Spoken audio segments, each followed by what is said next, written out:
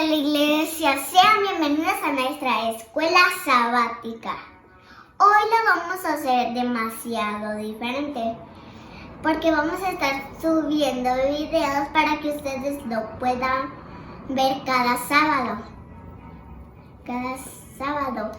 Y feliz sábado también. Ya, qué bueno que ya llegó el sábado porque ya quería ver esta escuela sabática. Bueno, y sí, han pasado muchas cosas con el coronavirus. Empezó en China y ahora está aquí, pero nosotros no queremos que nos contagiemos. Así que hay que confiar en las promesas de Dios. Y cada vez que yo me acuesto, digo mi versículo de memoria. En paz me acostaré y asimismo dormiré, porque en solo tú, Jehová, me hace sentir confiado. Amén. Bueno, vamos a comenzar con nuestra escuela sabática. Nos veo pronto. Adiós.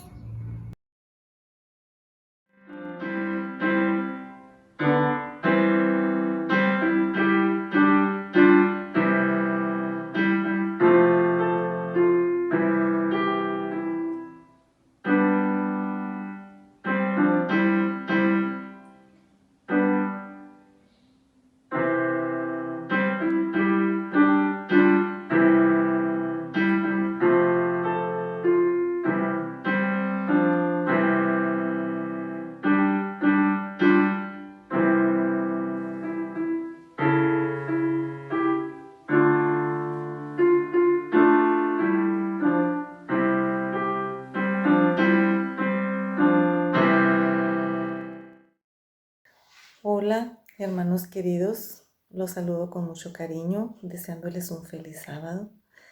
Y en esta ocasión yo quiero platicarles sobre una experiencia que hemos estado compartiendo con algunos de los hermanos de la iglesia.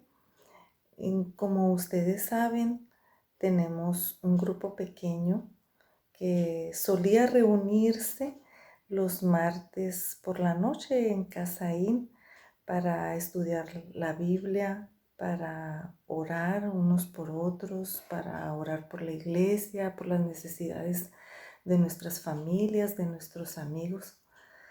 Pero como también ustedes conocen, por la contingencia de salud que estamos enfrentando, pues las indicaciones de las autoridades fueron que no podíamos congregarnos más de 10 personas, así que el martes 17 de marzo se anunció que pues ya no íbamos a poder reunirnos hasta nuevo aviso. Y yo la verdad que me sentí triste porque yo disfrutaba y más que nada sentí esa necesidad de congregarme con mis hermanos y, alabar a Dios y estudiar la palabra.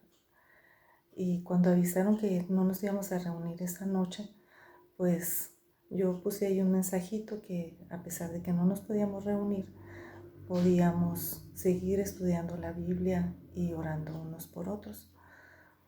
Pero yo estaba así como que bien triste, sentía una gran necesidad de esa comunión.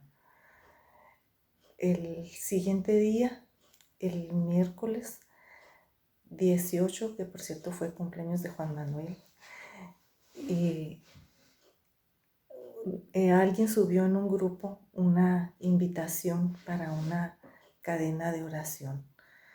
Fue Rosy y hasta ahorita no sé si fue Rosy López, Rosy Pacheco, Rosy de Mongarro, pero subió esa invitación y yo no suelo engancharme con las cadenas que se mandan por WhatsApp, pero esa era una invitación a la Hermandad Adventista para unirse esa noche a las 8 de la noche y cantar el cantito cuando el pueblo de Dios ora, leer el Salmo 91 y orar por la situación que estábamos enfrentando. Y pues yo sentía tanto esa necesidad de comunión, de orar con otros, que esa noche leí el Salmo 91 y me puse de rodillas a orar. Y en ese momento yo sentí sabía que había otras personas orando junto conmigo, unidos en un mismo propósito. Y yo sentí una paz muy grande porque la verdad, por los acontecimientos que habían estado pasando, las noticias que recibíamos, la situación en el hospital donde yo trabajo, pues sí, eso me provocaba un poco de ansiedad, de temor, y al contemplar el panorama que se nos está dibujando, ¿verdad? Pues eso realmente me hacía sentir temerosa. Pensaba, ¿será que cuando la crisis llegue o lo difícil, la parte más difícil, mi fe irá a estar firme? Y eso me causaba ansiedad. Pero esa noche que yo caí de rodillas sabiendo que otros hermanos estaban orando también, que tal vez tenían los mismos temores que yo, cuando leí el Salmo 91, el que habita al abrigo del Altísimo morará bajo la sombra del Omnipotente, yo sentí una gran paz en mi corazón. Realmente, como dice la palabra de Dios, una paz que solo Cristo puede dar. Así que a la noche siguiente, yo pregunté que si íbamos a seguir con la cadena de oración ahí en el grupo de WhatsApp, y un par de personas contestaron sí, sí. Y entonces yo dije, pues vamos a leer el Salmo 46.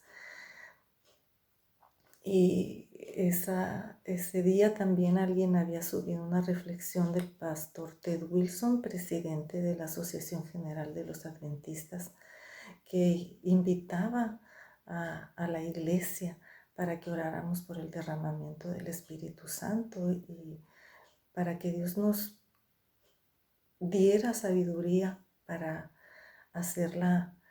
llevar a cabo la misión que se nos ha dado como iglesia. Entonces yo invité ahí en el grupo de WhatsApp para que oráramos precisamente por eso, por el derramamiento del Espíritu Santo. Y sugerí un salmo de lectura.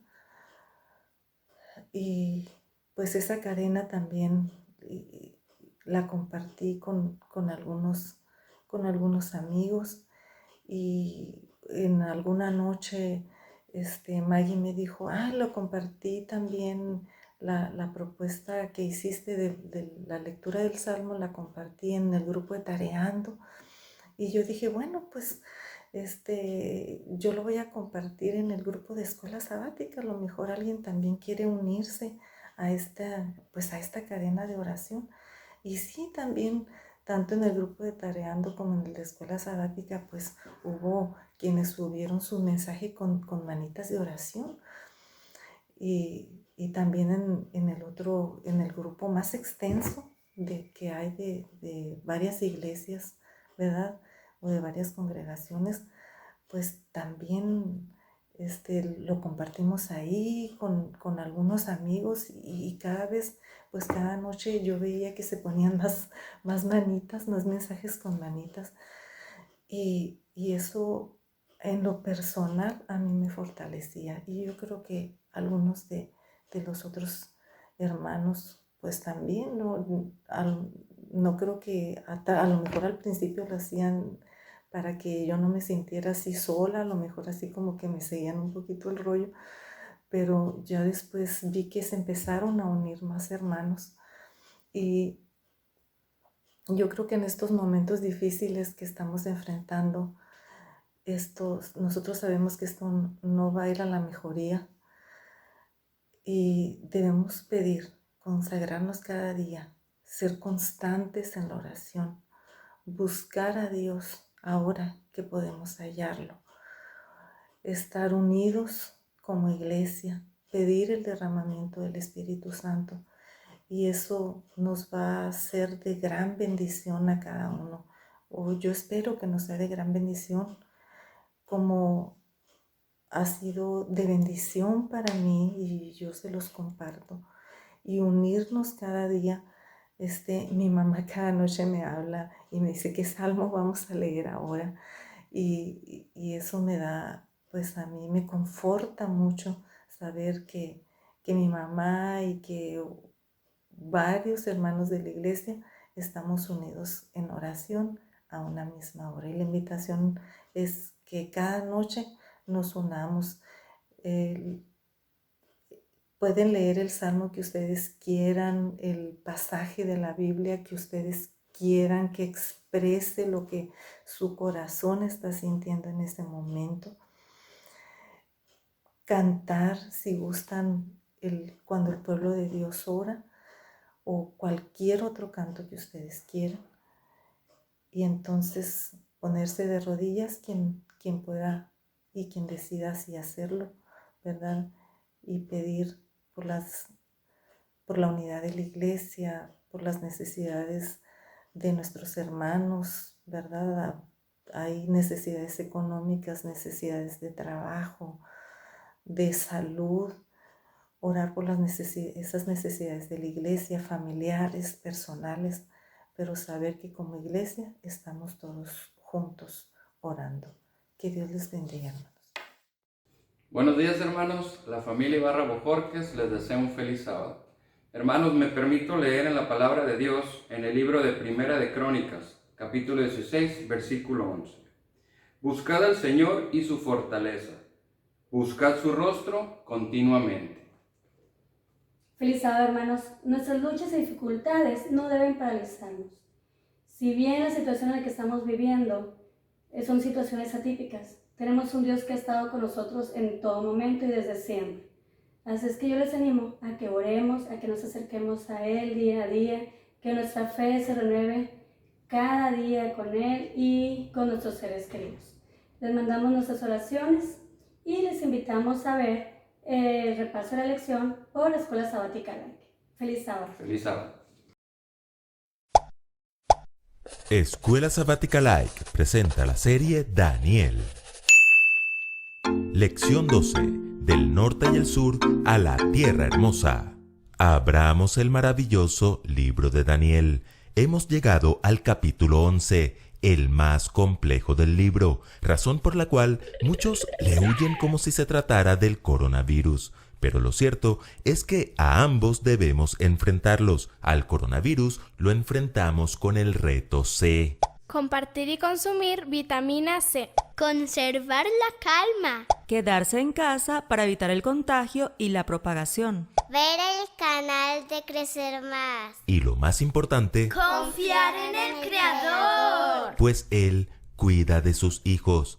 Y al capítulo 11 de Daniel lo enfrentamos estudiándolo, pues Dios no nos dejó esta profecía para confundirnos, sino para mostrarnos que Él está al control de la historia y que a su pueblo le espera un futuro maravilloso, sin muerte, sin llanto, sin clamor, sin dolor y sin coronavirus.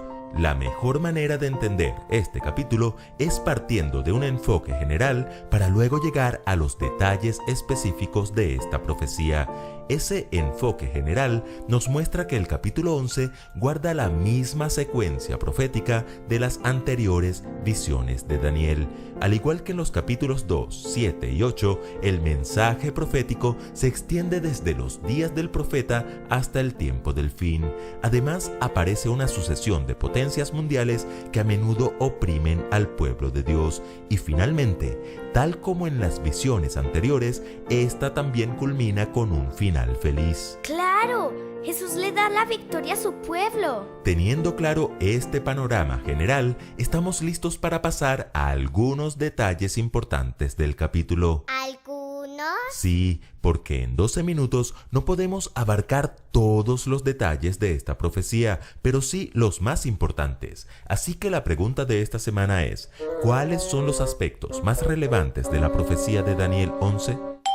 En primer lugar, veamos a Persia y Grecia. Van a levantarse en Persia 3 reyes más, y hasta un cuarto, el cual será más rico que los otros 3. En cuanto haya cobrado fuerza con sus riquezas, incitará a todos contra el reino griego. Surgirá entonces un rey muy aguerrido, el cual gobernará con lujo de fuerza y hará lo que mejor le parezca. Pero tan pronto como surja su imperio, se resquebrajará y se esparcirá hacia los 4 vientos del cielo. Este imperio no será para sus descendientes, ni tendrá el poder que tuvo bajo su gobierno, porque Dios lo dividirá y se lo entregará a otros. Cuando Daniel recibe la visión, el rey de Persia era Ciro el Grande. Ahora el ángel Gabriel le dice que después de él vendrán otros reyes. La historia confirma quiénes fueron. Cambises, el falso Esmerdis. Y Darío I. Correcto. Y el cuarto rey es Jerjes, que es el mismo rey Asuero de la reina Esther.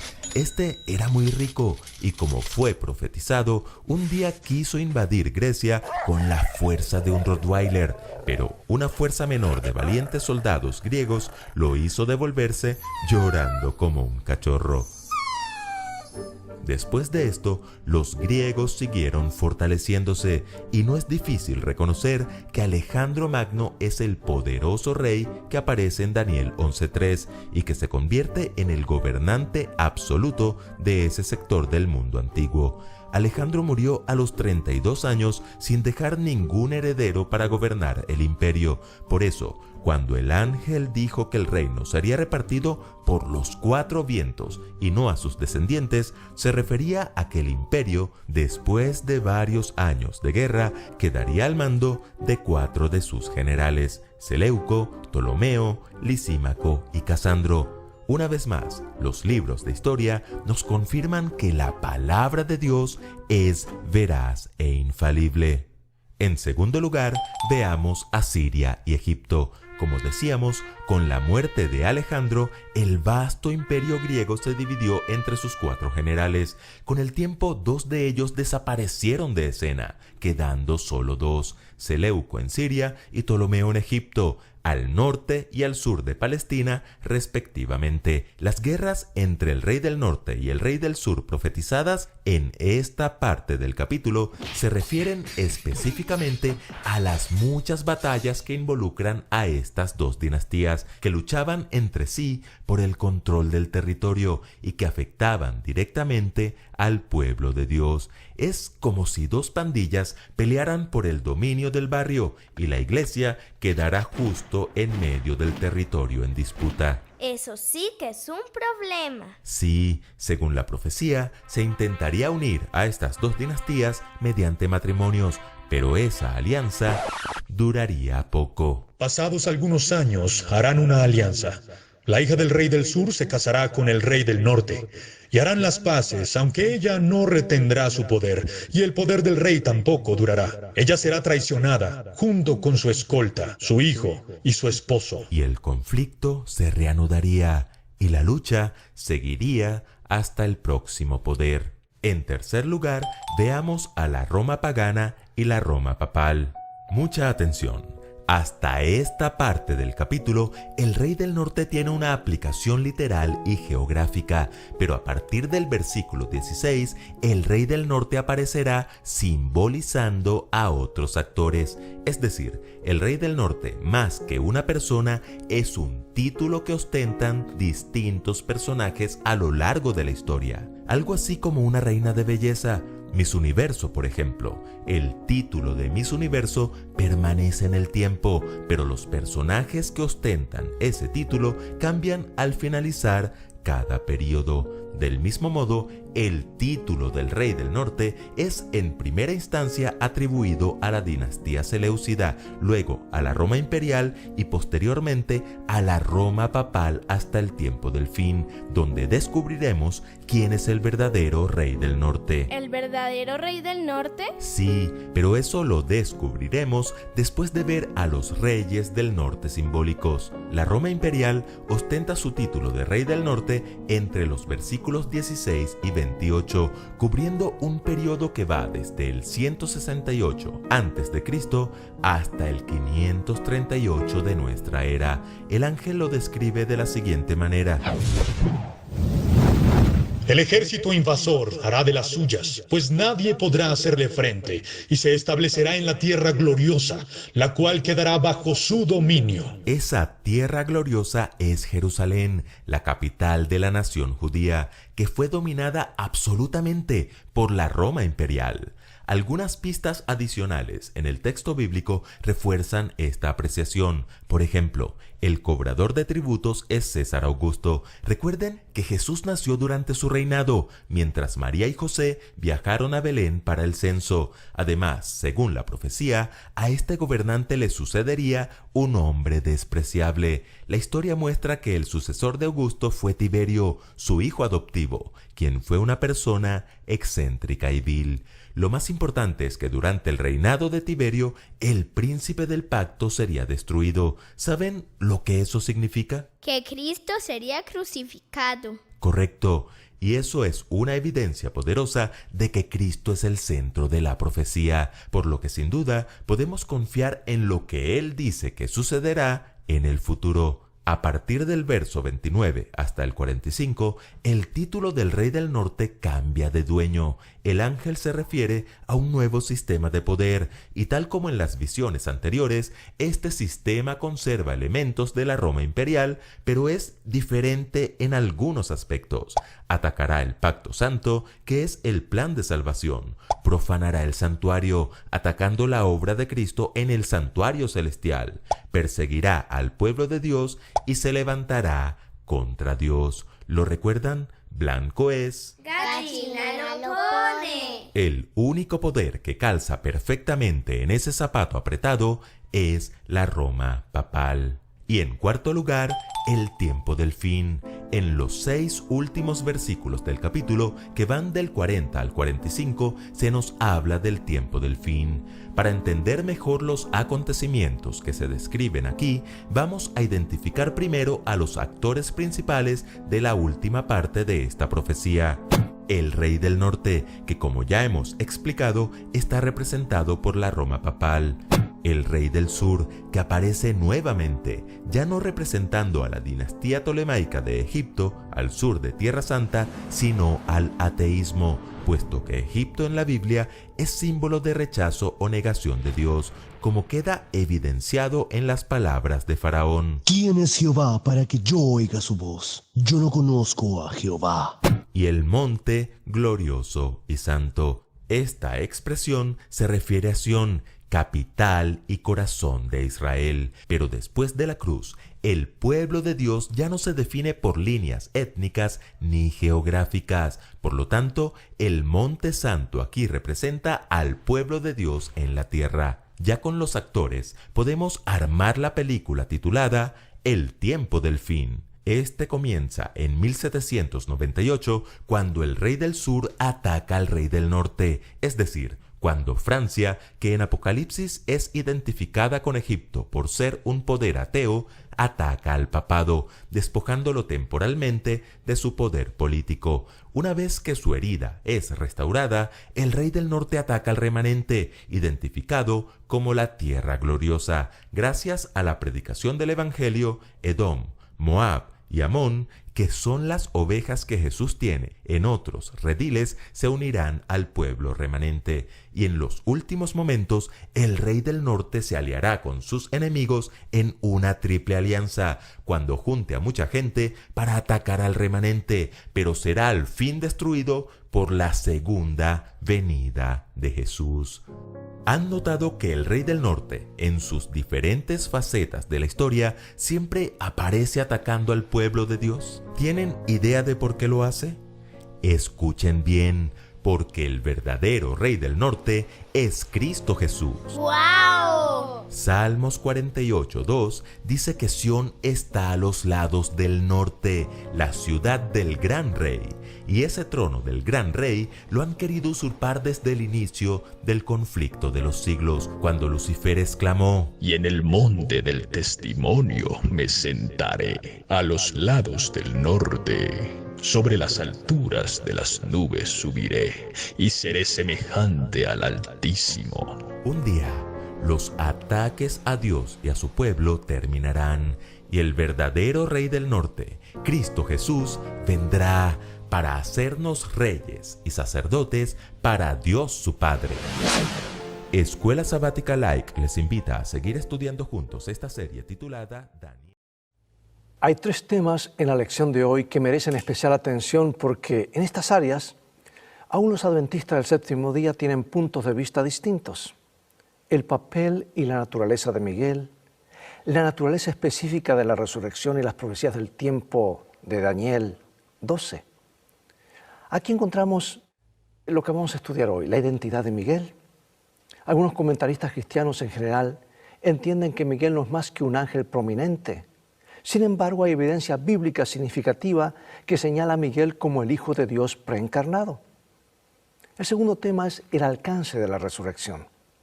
La resurrección descrita en Daniel no es la resurrección general, sino una resurrección especial que tendrá lugar inmediatamente antes de la segunda venida de Jesús.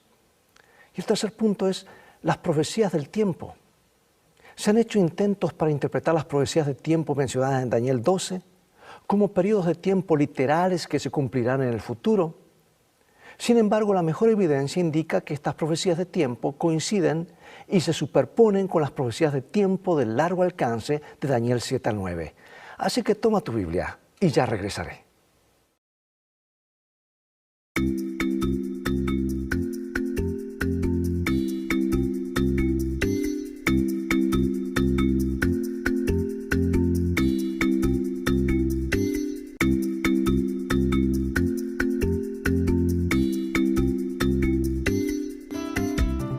Lecciones de Vida, un estudio semanal de las lecciones de la Escuela Sabática.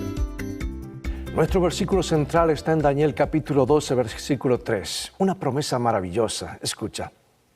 Los entendidos resplandecerán como el resplandor del firmamento, y los que enseñan la justicia a la multitud como las estrellas a perpetua eternidad. El libro de Daniel comienza con Nabucodonosor invadiendo Judea y llevando cautivos a los hijos de Dios a Babilonia. Pero el libro concluye, por el contrario, con Miguel levantándose para liberar al pueblo de Dios de la Babilonia del tiempo del fin. Es decir, como se muestra a lo largo de todo el libro de Daniel, al final, el verdadero final, Dios hace que todo resulte a favor de su pueblo. Y como hemos visto, Daniel y sus compañeros permanecen fieles a Dios y muestran una sabiduría incomparable en medio de las pruebas y los desafíos del exilio. Y del mismo modo, cuando se enfrenten a la tribulación, el pueblo de Dios de los últimos días también permanecerá fiel, especialmente durante el tiempo de angustia, cual nunca fue desde que hubo gente hasta entonces, como dice el libro de Daniel. Y al igual que Daniel y sus compañeros en Babilonia, mostrarán sabiduría y comprensión. No solo experimentarán la sabiduría como una virtud personal, sino que se comprometerán. Como consecuencia de esa sabiduría, se comprometerán a guiar a otros a la justicia. Algunos morirán o serán ejecutados y por lo tanto volverán al polvo, pero serán resucitados para la eternidad. Y como dice el texto bíblico, y muchos de los que duermen en el polvo de la tierra serán despertados unos para vida eterna. O Miguel, nuestro príncipe, allí estará, actuando en favor de los hijos de Dios. Bueno, el capítulo comienza de esta manera. Dice, en aquel tiempo se levantará Miguel, el gran príncipe que está de parte de los hijos de tu pueblo, y será tiempo de angustia cual nunca fue desde que hubo gente hasta entonces. Pero en aquel tiempo será libertado tu pueblo, todos los que se hallen escritos en el libro. Y aquí hay algo bien importante que debemos destacar. Tú y yo tenemos que asegurarnos que nuestro nombre está en el libro de la vida. Los discípulos dijeron a Jesús, hicimos milagros, hicimos esto y lo otro. Y Jesús le dijo como si fuese, hasta descortés, parecía, ¿y qué? Como que hay algo más importante. Alégrense que sus nombres están escritos en el libro de la vida. Eso es lo que tenemos que verificar. ¿Y cuando se escribe eso? Cuando confesamos a Jesús públicamente. Y eso es cuando coincide el bautismo, ¿verdad? Este es mi Hijo amado, ahora cambias de dueño. Ahora la pregunta es, ¿quién es el que cambia el curso de la historia al final de los tiempos? No hay dudas, es el Señor Jesús, el Dios del tiempo. Y leo estos versículos de Romanos capítulo 8, versículo 34. ¿Quién es el que condenará? Cristo es el que murió, más aún el que también resucitó, el que además está a la diestra de Dios, el que también intercede por nosotros. Y Hebreos 7:25 nos dice,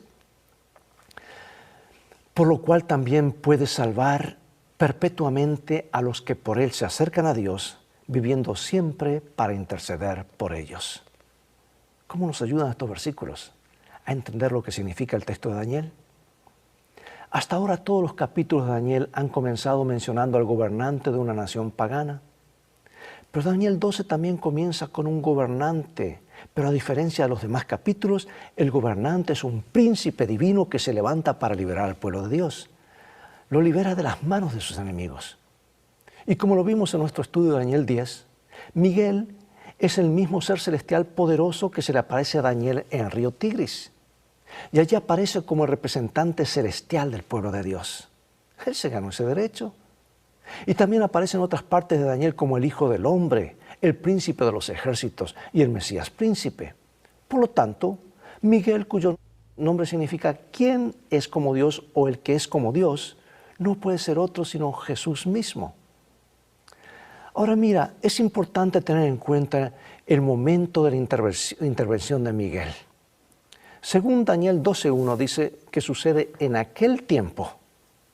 ¿Sabes que esta expresión se refiere al tiempo que acaba de mencionar en Daniel 11:40 al 45? Este es el periodo de tiempo que se extiende desde la caída del papado en 1798 hasta la resurrección final de los tiempos.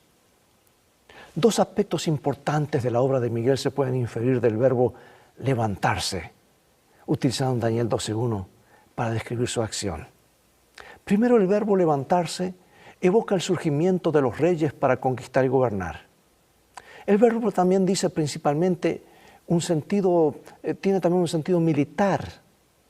Muestra que Miguel actúa como un líder militar que protege a su pueblo y lo dirige de manera especial durante las últimas etapas del gran conflicto.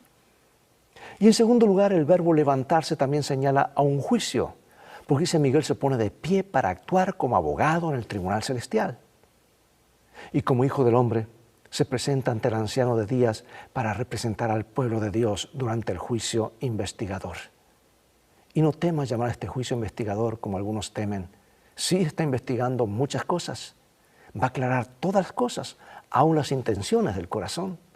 Porque hay movimientos últimamente que se levantan diciendo ya no hay que hablar de juicio investigador. Sí, hermanos, lo hay. Y hay una investigación total, no queda nada fuera.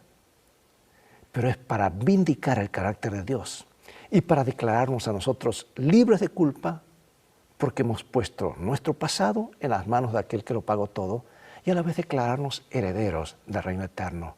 Hay mucho que investigar. Así, el levantarse o ponerse en pie de Miguel evoca los aspectos militares y judiciales de su obra. En otras palabras, está investido con poder para derrotar a los enemigos de Dios y con autoridad para representar al pueblo de Dios en el tribunal celestial. Piensa en lo que significa saber que Miguel está de nuestra parte, incluso ahora. ¿Qué esperanza nos da esto? ¿Qué esperanza? Las Escrituras mencionan un libro. Daniel 12:1 habla acerca de todos los que se hallen escritos en el libro. ¿Y cuál es el significado? El momento de la intervención de Miguel también se describe como un tiempo de problemas sin parangón. Y esto responde o corresponde con el momento en que el Espíritu de Dios será retirado de la humanidad en rebelión. Entonces las 7 últimas plagas, como expresiones de la ira de Dios sobre las naciones, serán derramadas sobre la Babilonia del tiempo del fin. Y los poderes de las tinieblas serán desatados sobre el mundo. Mira lo que describe Elena de White, porque a ella se le mostró en visión estos detalles de lo que ha de ocurrir, así como se le mostró a Daniel los detalles de lo que ocurrirá en el futuro. Dice Conflicto de los Siglos 672. Entonces Satanás sumirá a los habitantes de la tierra en una gran tribulación final. Cuando los ángeles de Dios dejen ya de contender o contener los feroces vientos de las pasiones humanas, todos los elementos de contención se soltarán. El mundo entero será envuelto en una ruina más espantosa que la que cayó antiguamente sobre Jerusalén. Pero los hijos de Dios serán liberados durante este tiempo terrible, porque en el juicio investigador realizado en el tribunal celestial, fueron vindicados por Jesús, el sumo sacerdote celestial, y sus nombres han sido escritos en el libro de la vida. En ese libro, en el cual tu nombre y el mío debe estar. Ahora debemos tener en cuenta que la Biblia menciona varios tipos de libros en el cielo. No sé qué clase de registros serán, pero si a San Juan se le hubiese mostrado un chip o alguna otra cosa, tal vez nunca lo hubiese comprendido, pero se le mostró libros o rollos.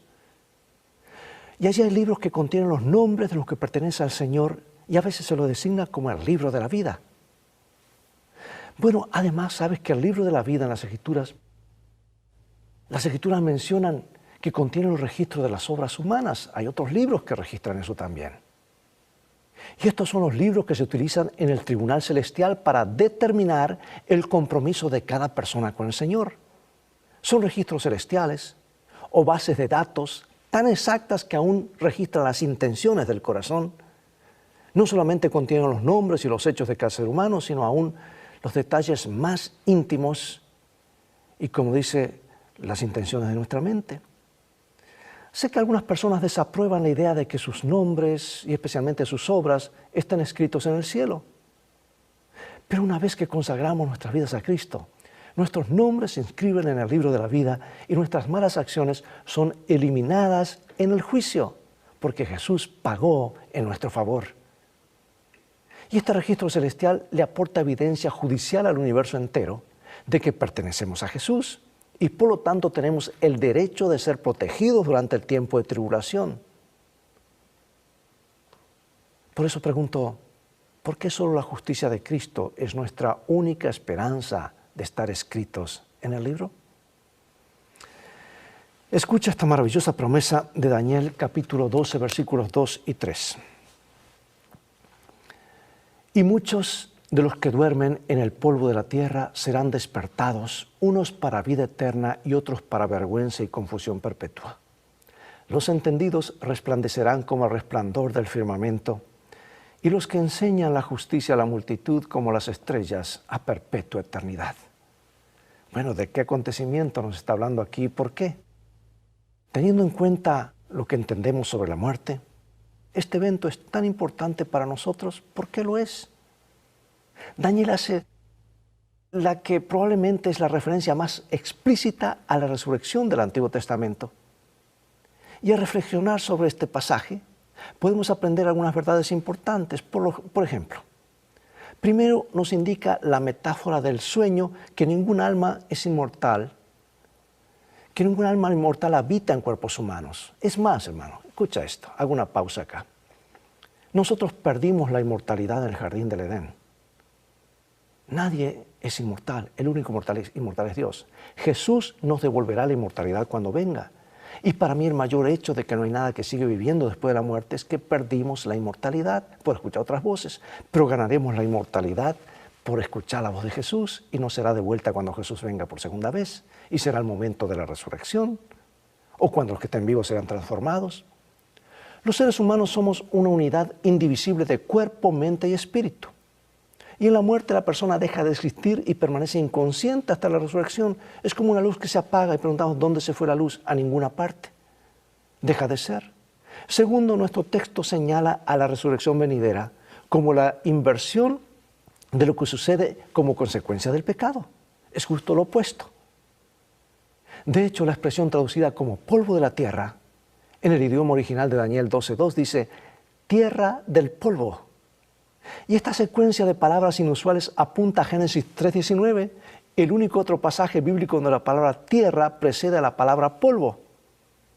Esto implica que la sentencia de muerte hecha en la caída de Adán se revertirá y la muerte no prevalecerá. Como Pablo dice, sorbida es la muerte en victoria.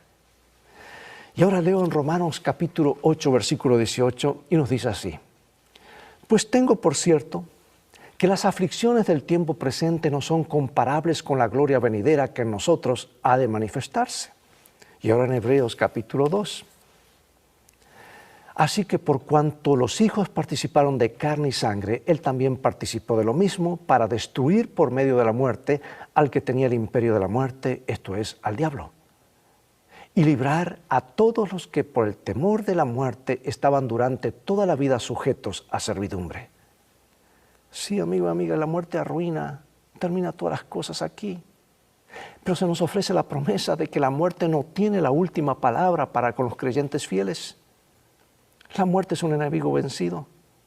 Y cuando Cristo rompe las cadenas de la muerte y emerge resucitado de la tumba, le da el golpe mortal a la muerte. Yo soy la resurrección y la vida.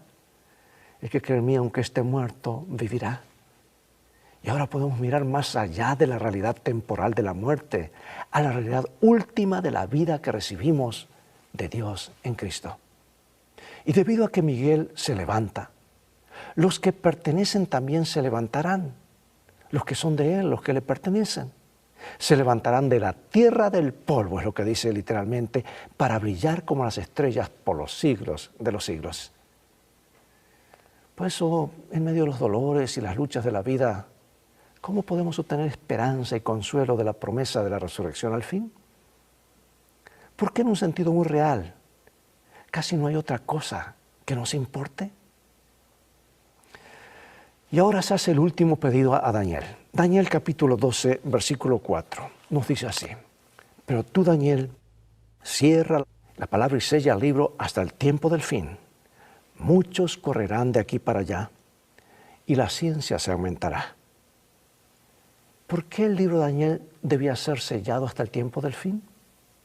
Porque al concluir la última sección principal del libro, el profeta recibe la orden de sellar el libro hasta el tiempo, el rollo hasta el tiempo del fin. Y al mismo tiempo, el ángel predice que muchos correrán de aquí para allá y la ciencia se aumentará. Sé que algunos estudiosos de Daniel han tomado estas palabras como una predicción del progreso científico, cosa que también podría incluirse en el significado, porque el contexto parece indicar que correr de aquí para allá se refiere a la investigación y al conocimiento bíblico del libro de Daniel. De hecho, al mirar hacia atrás en la historia, notamos que Daniel siguió siendo una pieza oscura de literatura durante siglos. Puede haber sido conocido y estudiado en algunos lugares, pero muchas de sus enseñanzas y profecías claves siguieron siendo misteriosas.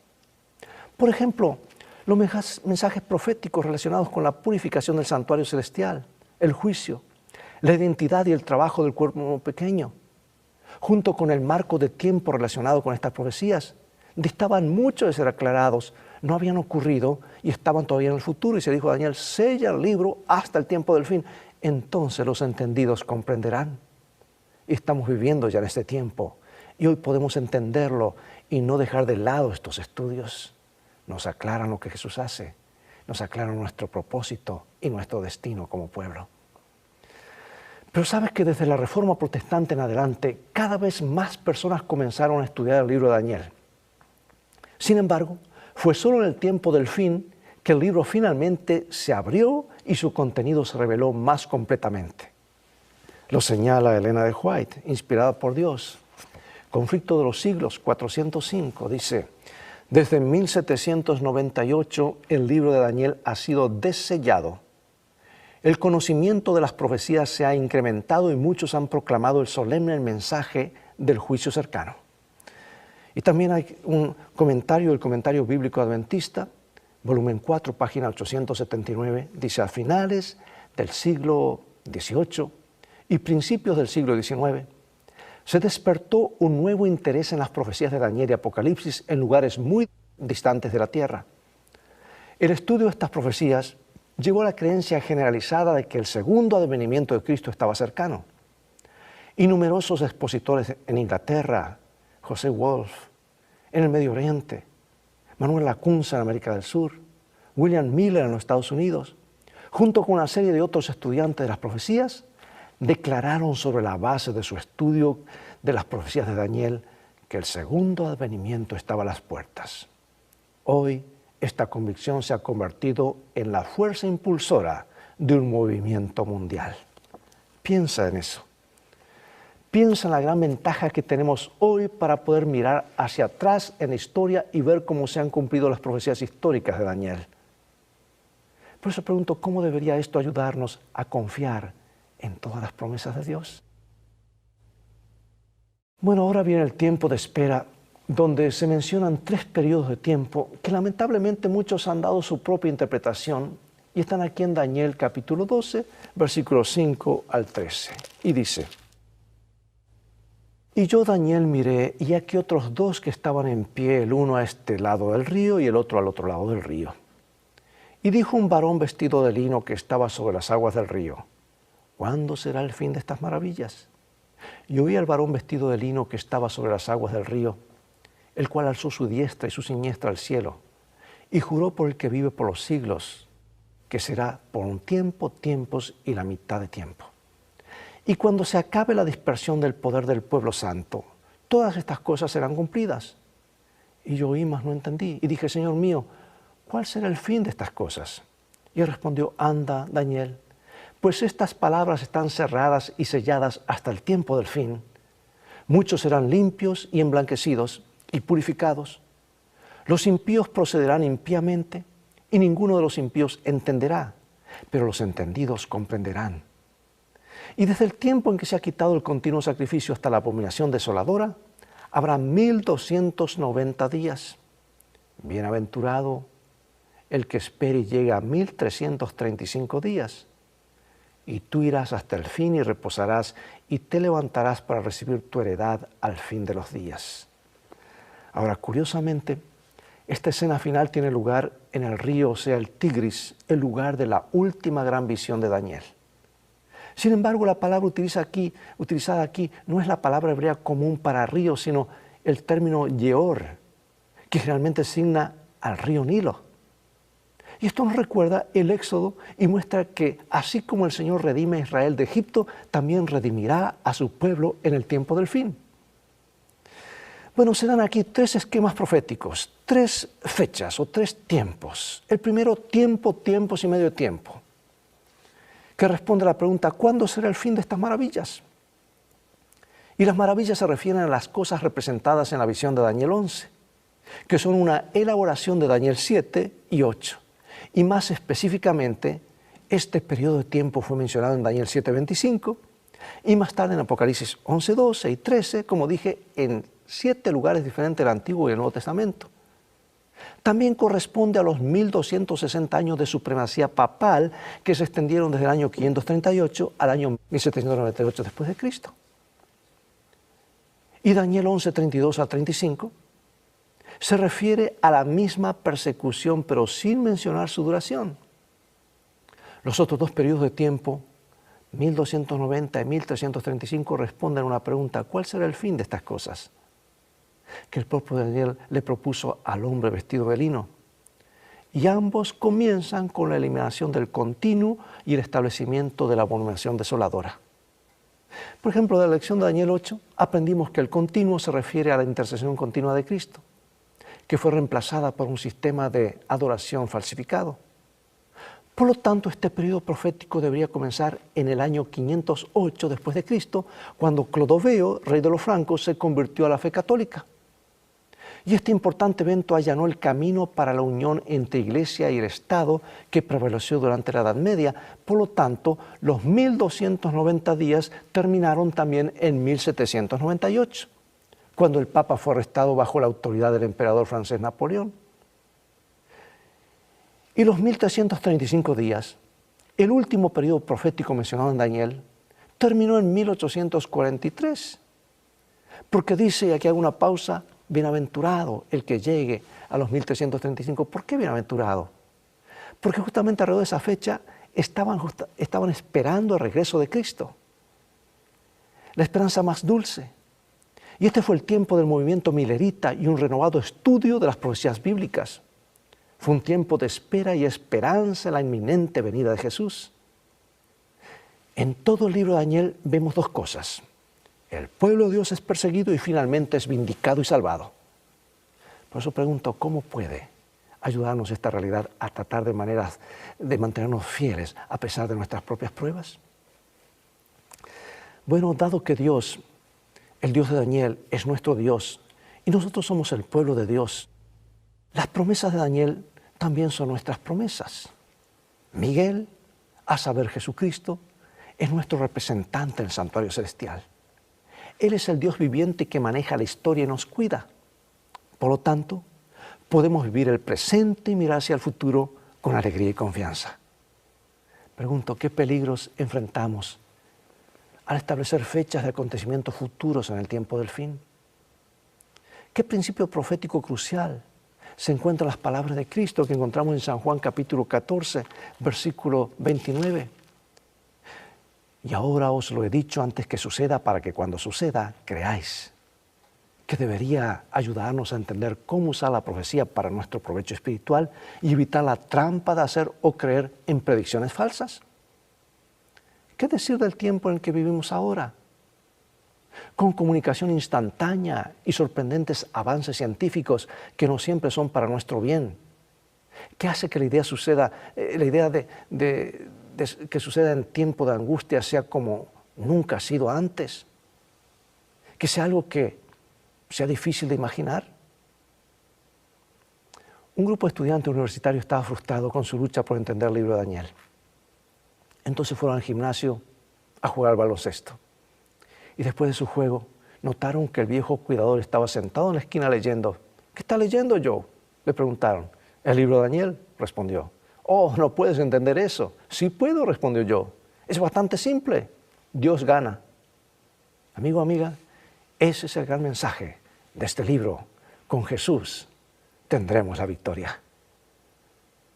No sé en cuanto a ti, pero yo quiero ponerme del lado del ganador. Jesús establecerá su reino y no tendrá fin. Ese es tu destino, ese es mi destino. No permitas que el diablo nos siga robando más de lo que nos ha robado. Nos ha robado tanto desde el comienzo. Nuestra salud, nuestros familiares, nuestra alegría, nuestro hogar, la vida eterna. Pero todo ahora Jesús nos los devuelve para que disfrutemos con Él la eternidad. Y cuando este paréntesis se cierre, ya no viviremos más en el tiempo como lo conocemos ahora, regresaremos a la eternidad. Por eso el sábado tiene importancia, porque es un pedacito de eternidad que se proyecta a la eternidad y nos muestra de que las cosas han de terminar bien para el pueblo de Dios. Finalizo con esta cita y de esta manera oramos. Y está en el libro Testimonio por los Ministros. Es necesario que haya un estudio mucho más cerca de la palabra de Dios, especialmente Daniel y Apocalipsis, donde debe recibir atención como nunca antes en la historia de nuestra obra. Y luego sigue diciendo ella más palabras, pero vamos a orar y cerramos el estudio de Daniel. Gracias, Padre, por amarnos tanto. Gracias por darnos tu palabra. Bendícenos y que estos conocimientos queden grabados en nuestra mente y corazón en el nombre de Jesús. Amén. Dios te bendiga y te guarde. Y recuerda, tú vales mucho para Jesús. ¿Por qué? Porque Él te ama más de lo que puedes imaginar. Y si no, mira a la cruz del Calvario. Eso indica cuánto vales para el Señor. Hemos tenido una escuela sabática muy hermosa y bendecida. Por eso les invitamos a seguir con el culto divino. Y es aquí donde, como familia, les invito a orar. Querido Dios, después de este culto de escuela sabática que hemos pasado en familia, queremos darle las gracias porque nos lo ha permitido. Rogamos su bendición y que esta bendición sea para cada familia reunida hoy en este su santo día. Agradecemos en Jesús. Amén. Amén. ¡Feliz sábado! ¡Hasta luego! Hasta luego.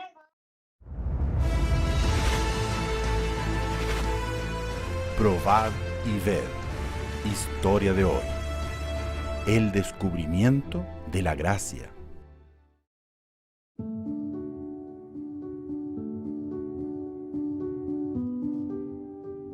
Yo soy Clever. Vivo aquí con mi familia en la ciudad de Río Blanco, aquí en Acre. Y voy a contarles mi historia a ustedes. Hace 25 años decidí adorar a Dios a través del diezmo y las ofrendas. Yo tenía una vida religiosa, de la forma que me parecía la ideal, hasta que llegó un momento en que me empecé a sentir enfadado con esa religiosidad y sentí la necesidad de buscar algo que me motivara más.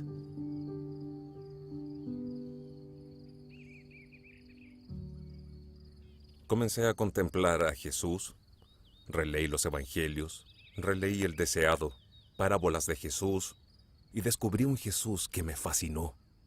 En la búsqueda de conocer a Jesús, descubrí la gracia. ¿Qué es descubrir la gracia? Es encontrar la felicidad en la práctica de la religión. Es encontrar el placer de comunicarle Jesús a otras personas. Y eso revolucionó mi vida. Yo comencé con un porcentaje de 5% de ofrendas y hoy mi empresa retorna 51% de sus recursos para proclamar el reino de los cielos. Y eso fue motivando también a mi familia. Tengo el inmenso privilegio de tener a toda mi familia involucrada de forma efectiva, de forma intensa, en la proclamación del reino de los cielos. Y otras familias también fueron motivadas a participar de la comunidad y la iglesia donde yo participaba. Y hoy, en la iglesia de Santa Inés, en el momento de la adoración, ocurre una fiesta espiritual. Familias que se prepararon en sus casas espiritualmente para este momento de adoración. Padre, madre, sus hijos y hasta nietos van juntos a hacer la ofrenda, así como ocurría en el pasado. En el pasado las familias llevaban un cordero para el ofertorio, y allí el padre, la madre y los hijos iban siguiendo hasta llegar el momento de ofrendar.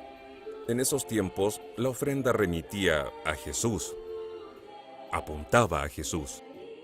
Hoy, de la misma forma, el acto de ofrendar nos acerca a Jesús. A través de las ofrendas, estrechamos nuestros lazos afectivos con Jesús. Y eso revoluciona la vida. Mi vida fue revolucionada desde allí. ¡Qué privilegio tenemos como familia de venir hasta el altar del Señor y agradecer por todo lo que ha hecho por cada uno de nosotros! Hoy tengo la motivación plena de dedicarle mi vida, dedicar los recursos, dedicarle mi tiempo para poder comunicar a Jesús y llevar la gracia para otras personas. Estoy seguro de que muchas familias están viviendo esta misma experiencia, porque nuestra iglesia se está transformando. Al participar de la adoración a través del diezmo y las ofrendas, usted estará llevando a Jesús, estará llevando alegría, estará llevando salvación, estará llevándole un modelo de vida a personas que viven en los campos misionarios, donde usted no puede ir. Probad y ved. Y ahora los invito a este momento especial de adoración a Dios, a través del diezmo y las ofrendas. Que el Señor los bendiga.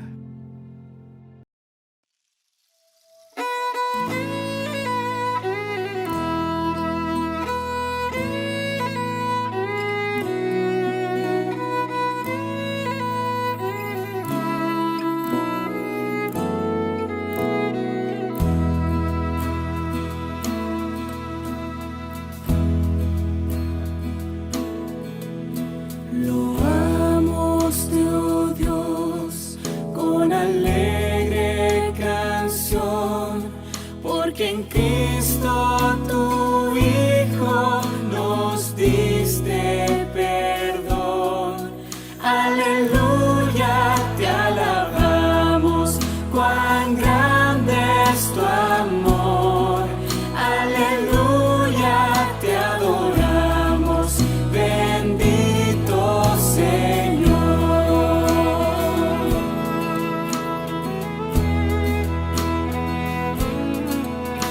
A ti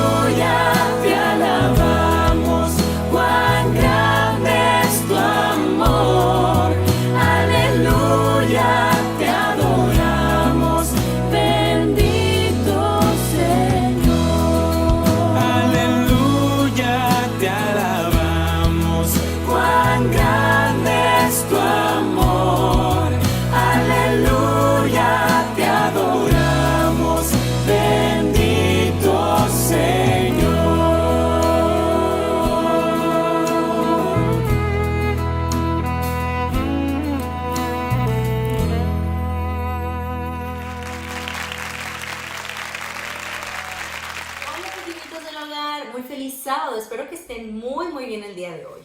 Quiero preguntarles cómo se la han pasado en estos días que tenemos vacaciones. ¿Verdad que muy padre? Ha sido muy divertido estar conviviendo con mamá y papá. Pero espero que en este tiempo que han estado en casita se hayan portado muy bien y hayan sido obedientes. No como Susana, mi amiga la berrinchuda. ¿Quieren saber quién es Susana? Pues les cuento. Susana es una niña que yo conozco, muy bonita. A ella le gusta hacer muchas cosas divertidas, como salir al parque, como colorear, hacer rompecabezas, pero tiene un pequeño defecto, ¿saben? Ella hace muchos berrinches cuando no le dan las cosas que ella quiere. Les voy a contar lo que pasó el día de ayer. Susana estaba en casa y de pronto escuchó la puerta, ding dong, ding dong.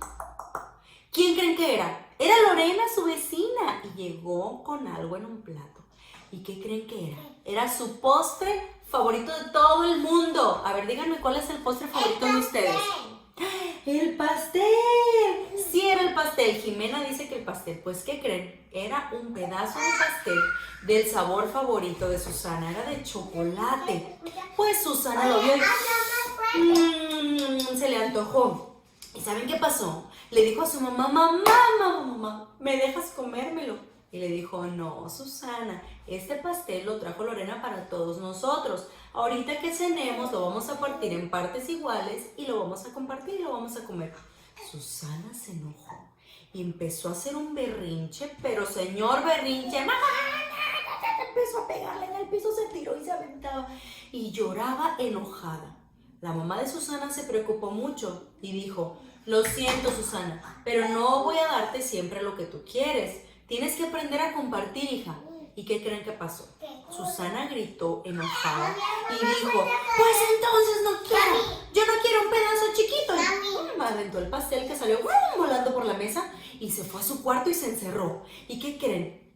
Pues entonces todos empezaron a cenar y todo. Y le dijeron, Susana, baja, hija, ya es hora de cenar. ¿Y qué creen que contestó Susana desde su cuarto? Gritó, no, mamá, yo no quiero comer, porque no me van a dar el pastel que yo quiero. Enojada, seguía enojada. Y la mamá de Susana le respondió, bueno, ok, si no quieres pastel, está bien, no comas pastel. ¿Qué creen?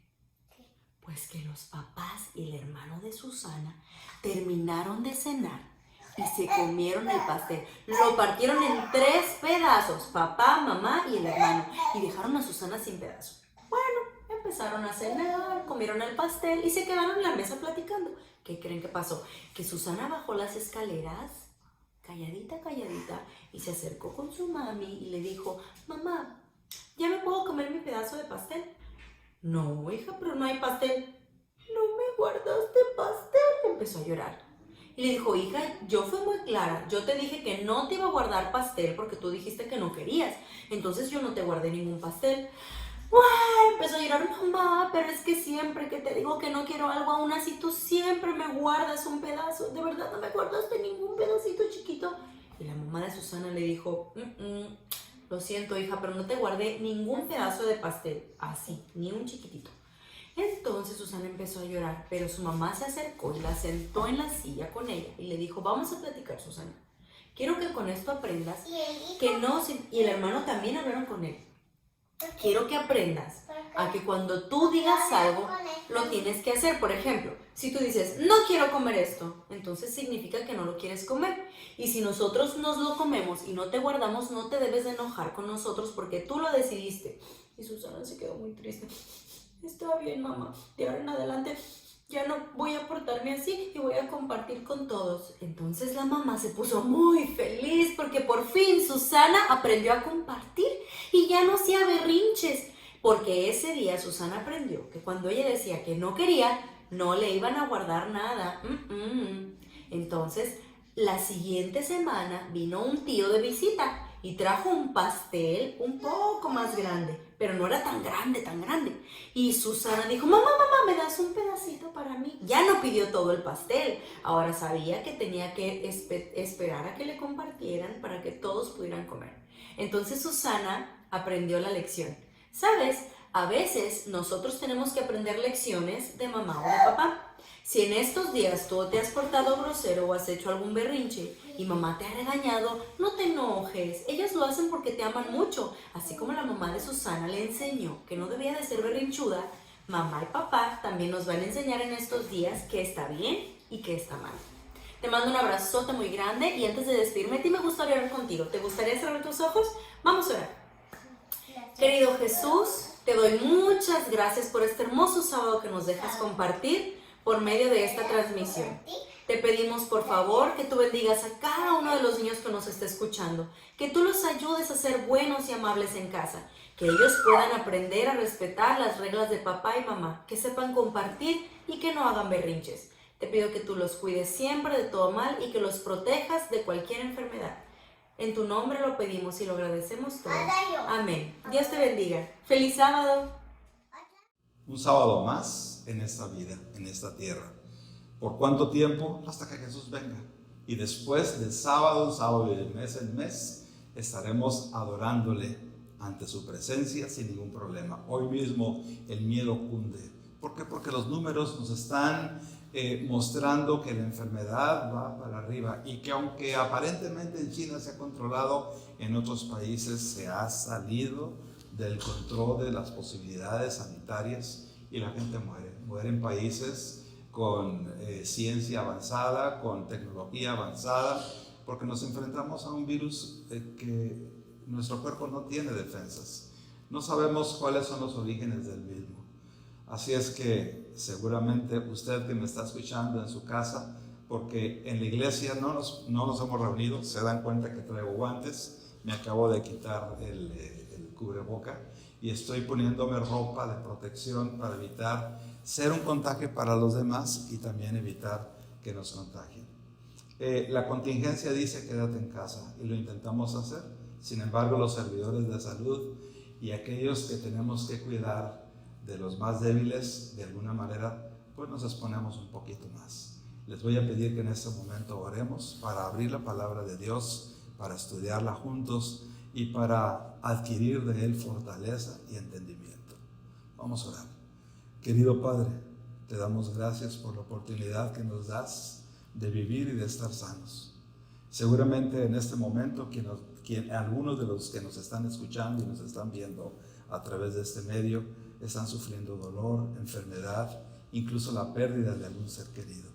Querido Padre Celestial, te pedimos que en tu palabra nos des fortaleza, nos des la seguridad de que tus promesas siempre las cumples y que al estudiar las páginas de tu libro sagrado encontremos, Señor, que tú velas por nosotros, que en ti, Señor, esas promesas se convierten en realidad en cada instante, en cada segundo de nuestra vida, aun cuando las nubes sean negras, aun cuando estemos en medio de la tempestad, tú estás con nosotros y te damos gracias por ello.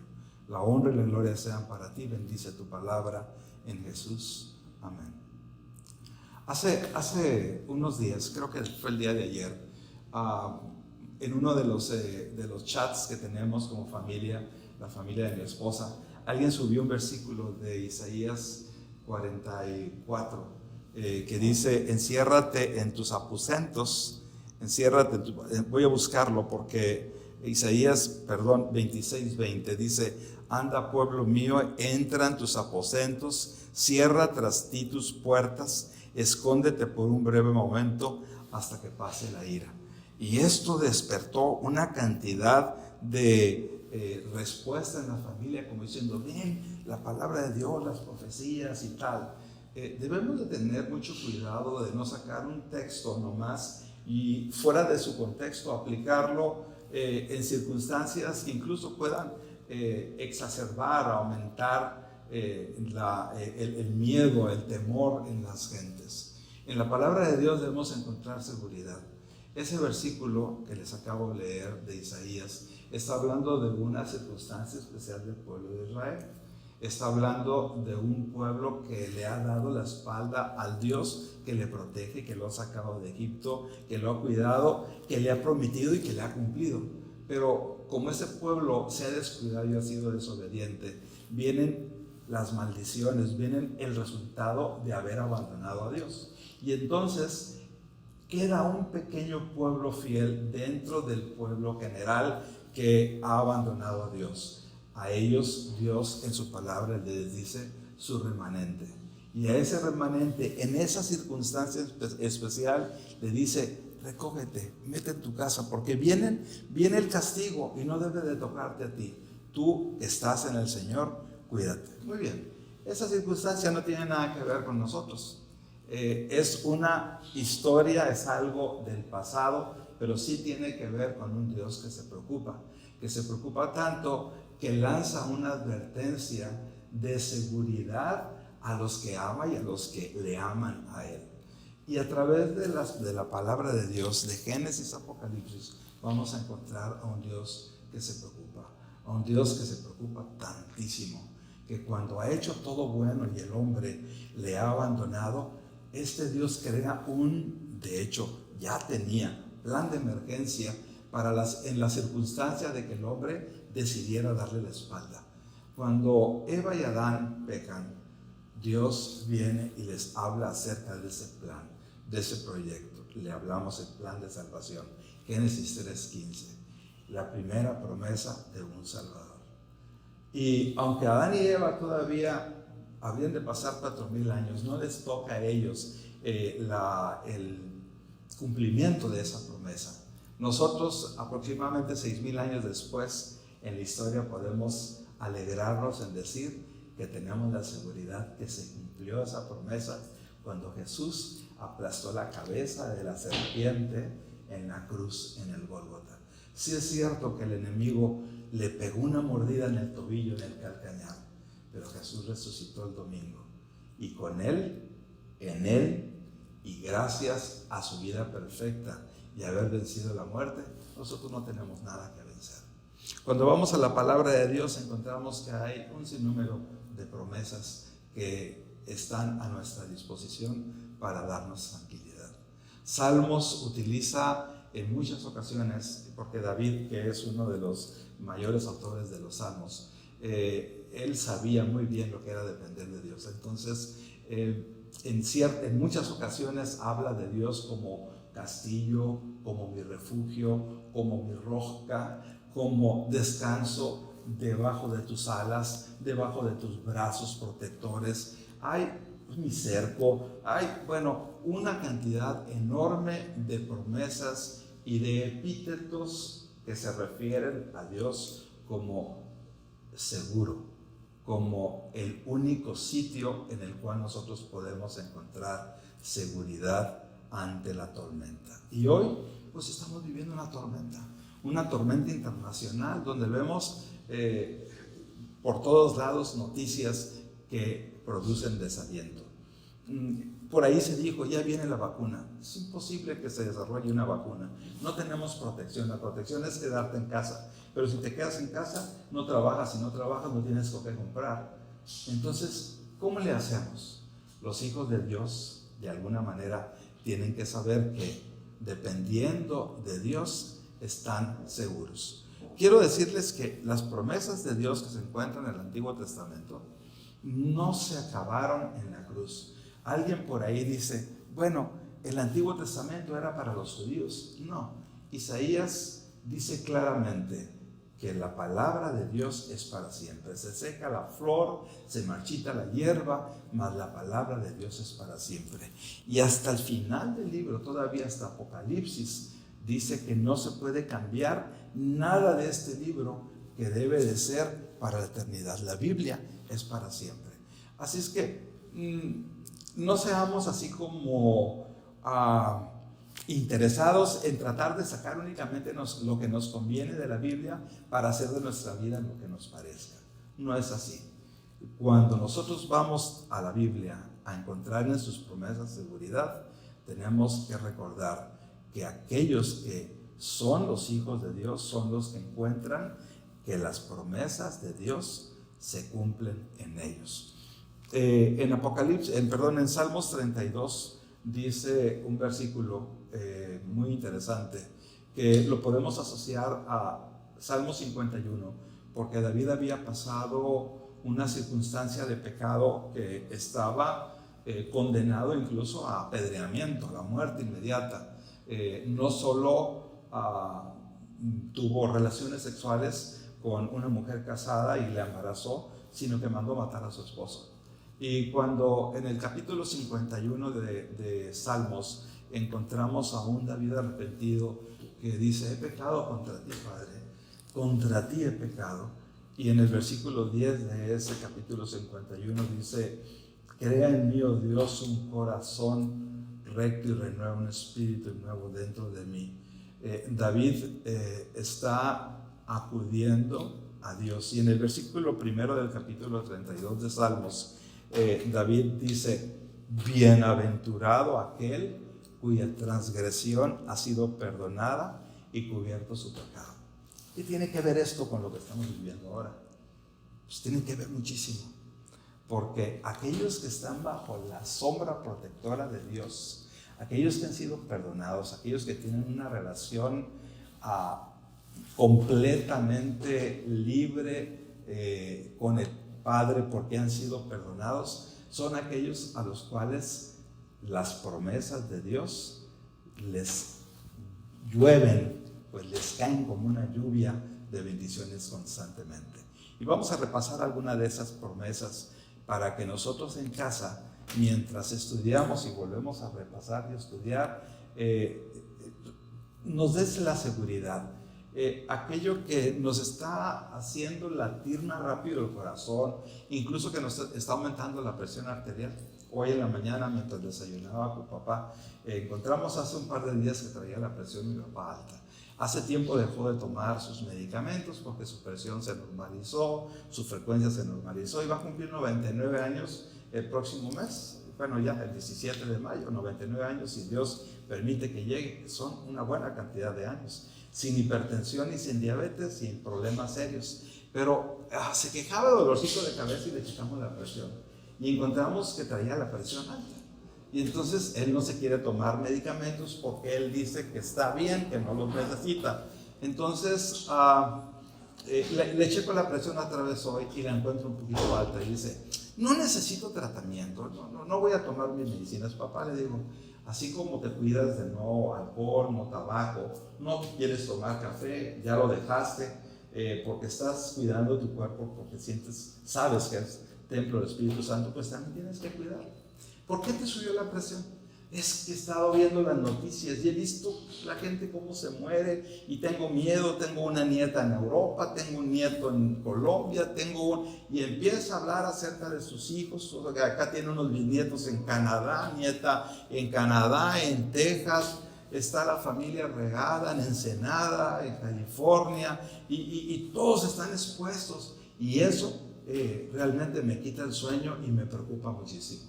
Bueno, papá, estás leyendo todo el día la Biblia y estás estudiando. Vamos, hay que confiar en Dios. Las promesas del Señor aquí están a nuestra disposición y cuando nosotros descansamos en ellas, nuestro corazón late normalmente, nuestra respiración no está agitada y nuestra presión arterial baja. ¿Por qué? Porque tenemos la seguridad de que todo lo que Dios ha prometido se cumple. Bueno, y si es así, ¿por qué me pongo guantes? ¿Por qué no salgo a la calle y hago mi vida normal? Porque también tengo que ser responsable. Aquí en el versículo que leí yo hace un momento, en el versículo primero del capítulo 32, dice: bienaventurado aquel cuyos pecados han sido perdonados. Eso es algo que tengo que hacer.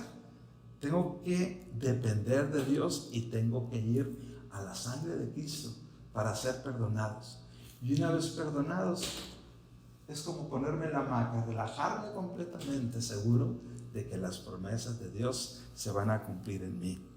Dice el versículo 6, que es del mismo capítulo 32, que es una fórmula que tenemos que tener nosotros. Sí, es cierto que la recordamos básicamente como orar sin cesar, ¿verdad? Pero aquí en el versículo 6 dice: por eso orará a ti todo santo en el tiempo en que puedas ser hallado. Ciertamente en la inundación de muchas aguas no llegarán a él. Y el versículo 7 dice: tú eres mi refugio, Me guardarás de la angustia, con cánticos de liberación me rodearás. Si la angustia ha llegado a tu hogar, a tu casa, a tu familia, si sabes que estás rodeado del riesgo, ya únicamente no es la violencia que hace apenas un mes era lo más importante de lo cual nos resguardábamos. Ahora es un virus, un microorganismo con el cual no tenemos manera de protegernos más que aislarnos, ¿verdad? Entonces, este versículo es muy importante. No es que yo me tenga que esconder, ¿no? Me protejo para evitar no solo infectarme porque tengo que cuidar mi cuerpo, sino para no llevar la enfermedad a los que amo.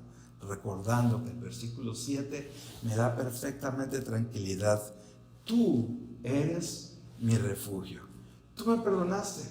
Ahora que tú me perdonaste, yo puedo acudir a ti como mi refugio. Me guardas en la angustia.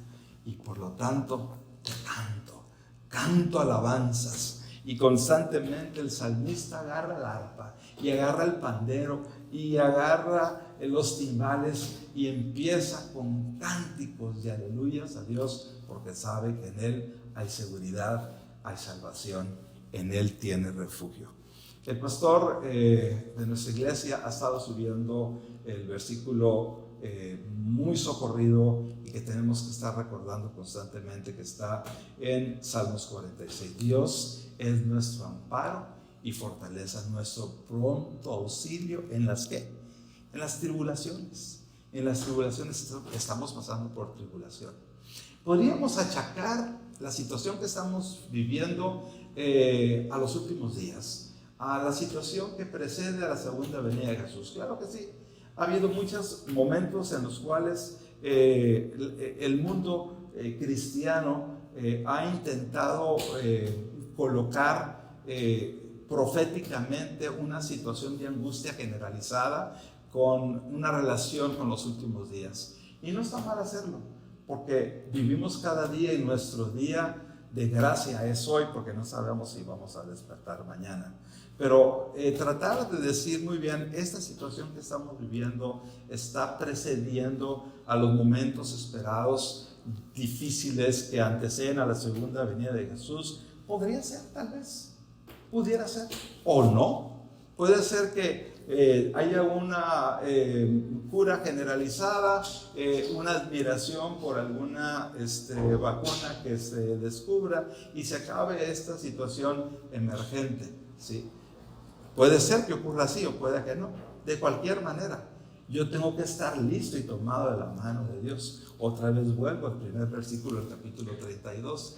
Bienaventurado aquel cuyos pecados han sido perdonados. Eso quiere decir que yo tengo paz y estoy listo en cualquier circunstancia. Si esta noche mi corazón se detiene, yo no tengo ningún problema. Si mañana no me despierto, ¿cuál es el problema? Me despertaré cuando mi nombre sea pronunciado con la trompeta, con la voz fuerte de Dios, sacándome de la tumba. Cuando Jesús vuelva, vivos y muertos serán transformados en una abrir y cerrar de ojos, dice Corintios. Pablo lo menciona como un milagro impresionante. En un abrir y cerrar de ojos, nuestros ojos son perfectos, ¿sí? Mientras tanto, cada día, cada instante, venga lo que venga y lo que nos rodee, recordemos, Dios es mi refugio. Aunque haya aguas, aunque haya virus, aunque haya urgencias, aunque haya accidentes, aunque haya guerras, no importa, los hijos de Dios están seguros en la mano de Dios. Y como bien decíamos hace un momento, cuando nosotros estamos en las manos de Dios, estamos seguros, venga lo que venga. Si estudiamos la historia, nos vamos a dar cuenta que las promesas de Dios se cumplen de manera general, pero parece que particularmente a veces no nos llega. Por ejemplo, Esteban murió apedreado. Era un hombre fiel que incluso pudo ver a Dios y al Hijo de Dios sentado a su diestra cuando se abrió el cielo. Él lo comentó al decir, mientras las piedras golpeaban su cuerpo, perdónalos porque no saben lo que hacen. Él dijo, abriendo los ojos, grandes de emoción viendo al cielo, veo al Hijo de Dios sentado. O sea, tuvo esa visión, esa capacidad de ver. Y murió apedreado. Entonces, no siempre las promesas de Dios se cumplen como nosotros esperamos. Lo que podríamos haber pensado, bueno, si es un hijo de Dios fiel, pues se va a levantar una coraza protectora, o van a descender ángeles, o lo van a desaparecer y lo van a aparecer en el cielo. Pero no, murió apedreado. Quiero decirles, si a ustedes le han dado alguna vez una pedrada, aunque sea chiquita, el morete o la sangre o el dolor, ahora imagínense ustedes morir apedreado. No, así es que no siempre ocurre que el Señor, como en el caso de Elías, va a enviar un carro de fuego para que te saque de este mundo y se acaben tus problemas. Sin embargo, en la Biblia dice que así como Dios sabe cuántos cabellos tienes, y quiero que sepas que mi mamá no sabía, ni mi padre sabe cuántos cabellos tengo, ni tu papá, ni tu mamá, ni tu hermano, ni tu esposa sabe cuántos cabellos tiene. Para algunos es más fácil, especialmente aquellos que ya lo han perdido casi todo el pelo, ¿verdad? Decir, calcular, pues te quedan tantos, pero no.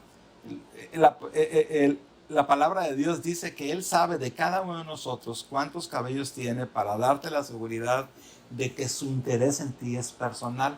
Uno de mis versículos favoritos y que menciono muchas veces está en Salmo 139, cuando dice la palabra de Dios, cuando Dios dice de mí y de ti: mi embrión vieron tus ojos y en tu libro estaban escritas todas aquellas cosas aún antes de que fueran formadas. ¿Sabes?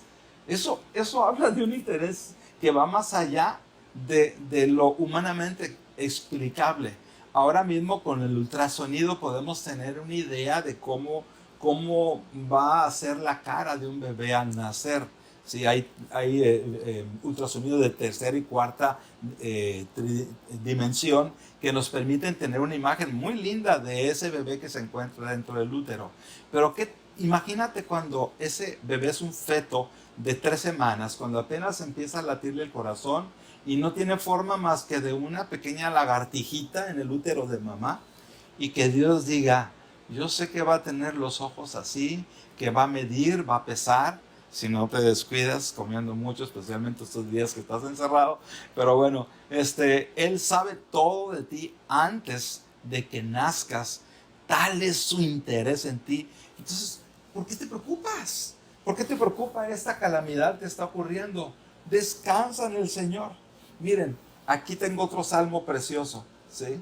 Dice el Salmos 16:8: siempre tengo presente al Señor, con Él a mi derecha, nada me hará caer. Qué hermoso, ¿verdad? Imagínate. Yo a mis pacientes, hace un ratito operé un paciente de un ojo único, o sea, de un ojo nomás, el otro ojo no ve. Entonces le opero el ojo y se lo parcho, y sale de aquí sin ver. Y lo llevan agarrado de las 2 manos porque el único ojo que ve es el que le operamos. Tenía una catarata, tenía un problema serio, y entonces sale de aquí a jugar, le digo, a la gallinita ciega, porque le tapamos un ojo y no ve nada, ¿sí? Entonces le digo a su esposa: agárrale las 2 manos y con las 2 manos tú guíalo más fácilmente para que no vaya tropezando, y vele avisando cuando hay un escalón, cuando hay cualquier cosa, cualquier objeto que le pueda hacer tropezar.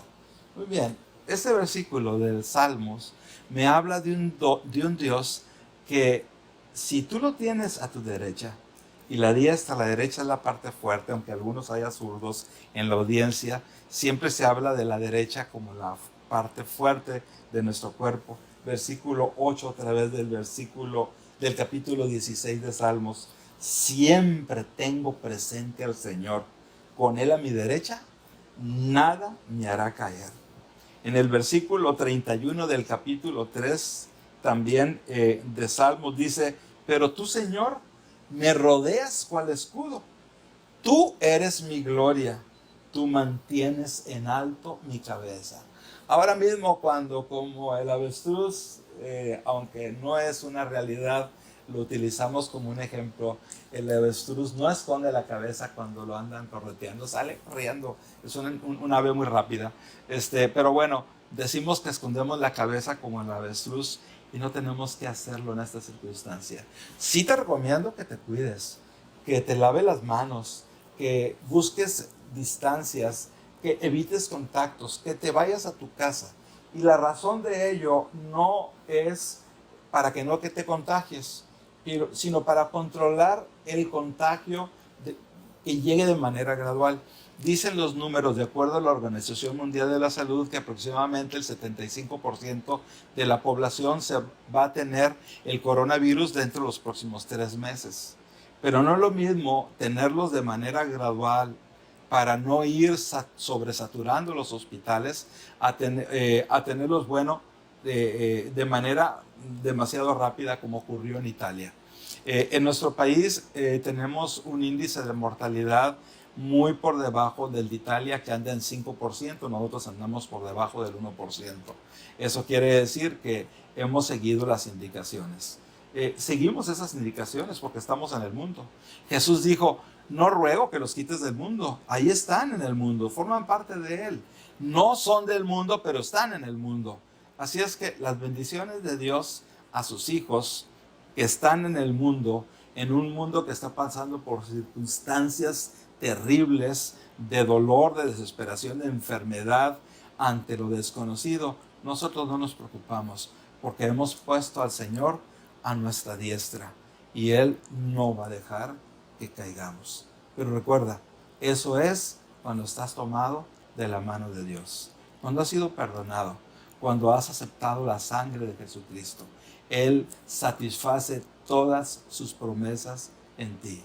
Y si viene la muerte, vete a Job. Si viene la muerte, si viene la enfermedad, no importa, porque estamos en terreno del enemigo. Al final de cuentas, todos estamos sujetos a sufrir en un mundo que todavía controla a Satanás.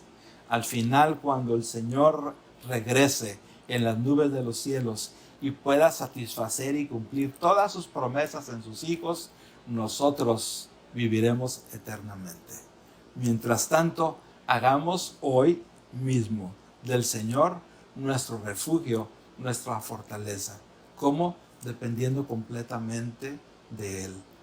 Jesús le dijo a Josué en el versículo 19 del capítulo 1, te digo que te mando que te esfuerces y que seas valientes. No temas ni desmayes, porque yo estaré contigo donde quiera que andes. Esa promesa hazla tuya hoy. Ante la circunstancia que estamos viviendo, ante la incertidumbre, cuídate, protégete, pero confía en el Señor. Él viene a tu lado y Él marcha a tu lado y no te va a permitir caer.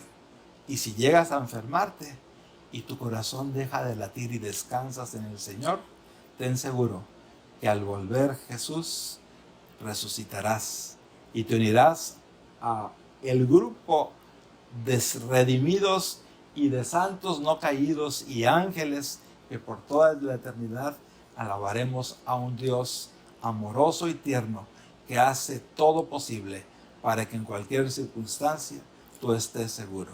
Hoy, que tu corazón late tranquilo, que tu presión esté normal. ¿Por qué? Porque descansas en el Señor. Él es mi refugio. Él me guarda de la angustia. Hago mío esa promesa. Hazla tú también. Que Dios te bendiga. Que tengas este sábado, lo que queda de él, un sábado delicioso, seguro, de tranquilidad y de esperanza. Bendiciones para ti y para tu familia. Les invito a orar para terminar nuestro culto de adoración de este sábado.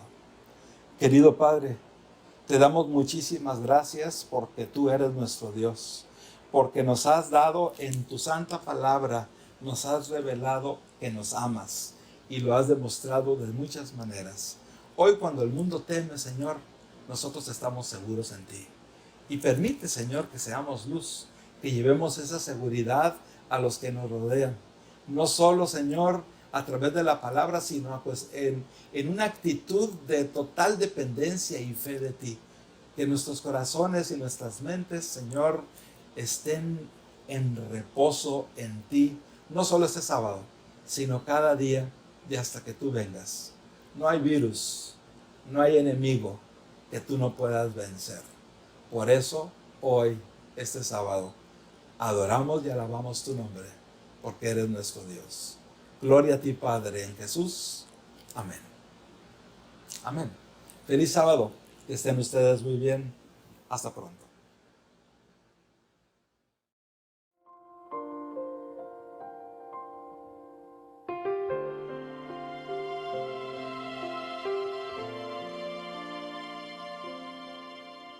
Mi mente puesto en un más allá, en un día sin igual, permaneceré esperando ver nueva luz que venga de él. El día es hoy, hasta que vuelva el rey. Mi mente puesto en un más allá, en un día sin igual.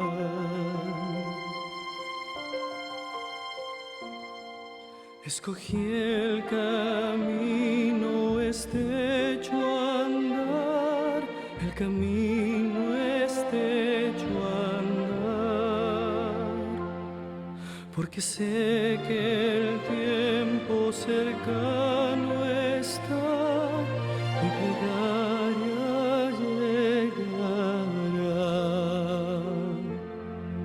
El día es hoy, hasta que vuelva el rey. Escogí el camino estrecho a andar, el camino estrecho a andar.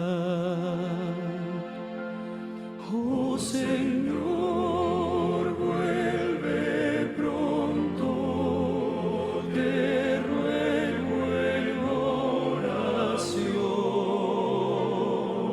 Vi un rayo de tu gloria y allí anhelo estar.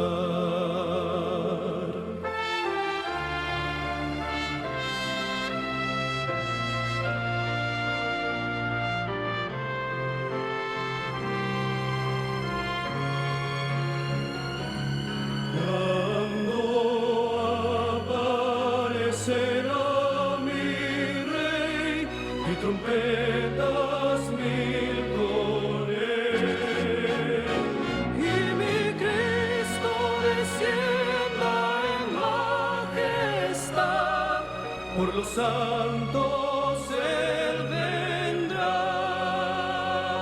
Los que duermen se levantarán y en el aire estarán,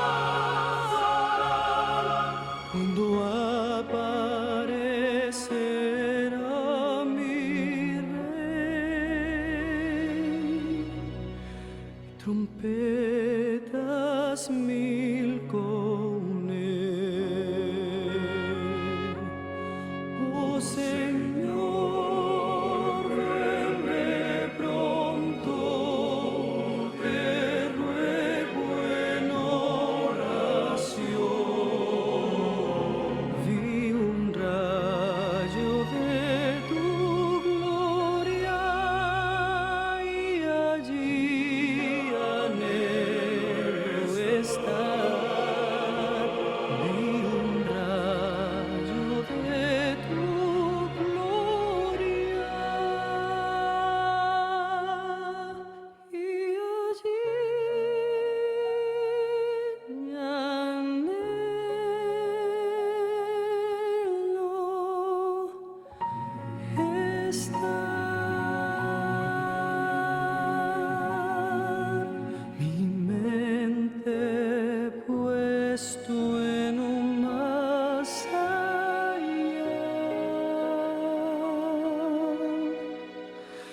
bendiga.